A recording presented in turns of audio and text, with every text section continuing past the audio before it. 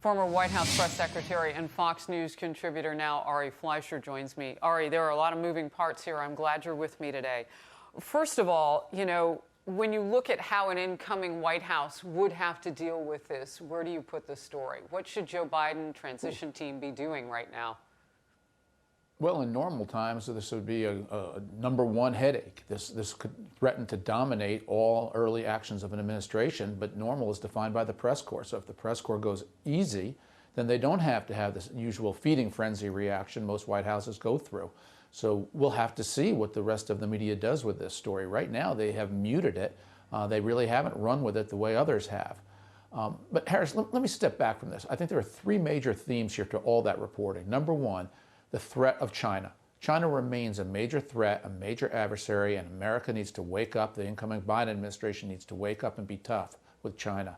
Number two, the dereliction of duty by the mainstream media in not reporting the Hunter Biden story. The New York Post was onto something, and the news got suppressed. The press was derelict in its duty. And three, just how poorly Swalwell is handling this. My initial reaction was, if you are set up by a foreign country and you unwittingly, unknowingly fell for it, it may not be your fault. But the way he's handling this, the way he's lashing out falsely at the Trump administration for leaking this, it makes me wonder, maybe there's more there than we know, and Swalwell needs to explain it. Ari, back in January 2019, Congressman Swalwell accused Donald Trump Jr. of meeting with a Russian spy. I want to look at that, and then let's talk about kind of where we are. Let's watch. The president's son met with a Russian spy. You see from all individuals here, from the president's son to his son-in-law to his campaign chairman, an eagerness and a willingness to work with the Russians. Ari, you were just talking about how Swalwell is handling all of this, and then you see him going after someone else. Your thoughts? Yeah, and I've heard from another former member of Congress earlier this morning how angry Republican members are because of just those type of statements. Swalwell should have known better. He should have been more guarded in his wild accusations that he made against the Trump family that turned out to be wrong. And he went through something similar himself, actually much more nefarious himself. So, my point again is, if you don't know and you have a meeting with somebody, it turns out they're a spy. That's what foreign agents do. They try to target people and get away with it and never let anybody know they were a spy. That could have been the case here. But then what Swalwell needs to do now is open up, explain all, and not accuse anyone. His statement that this was leaked to get him and he raised questions about the timing, if Donald Trump was going to get somebody, he'd have done it through that brief window when Swalwell was running for president. You don't wait till now. That's the dumbest accusation I've ever heard. Don't lash out. Explain everything. Yeah, what is so interesting about that, too, is that now there are questions coming up about who knew what when and who got a heads up and who didn't among all the lawmakers. I mean, it just grows. And I would fully anticipate, Ari, he could talk about some of these things, Swalwell, without going into classified information, which he knows he can't do from that investigation. Well, but there's more on Hunter Biden. He's not the keeper of the classified information on this. He's not the keeper of the classified on this. The FBI is the keeper of the classified information. Swalwell won't know much about that. He can certainly explain everything that happened to him and what his reaction was and demonstrate his innocence.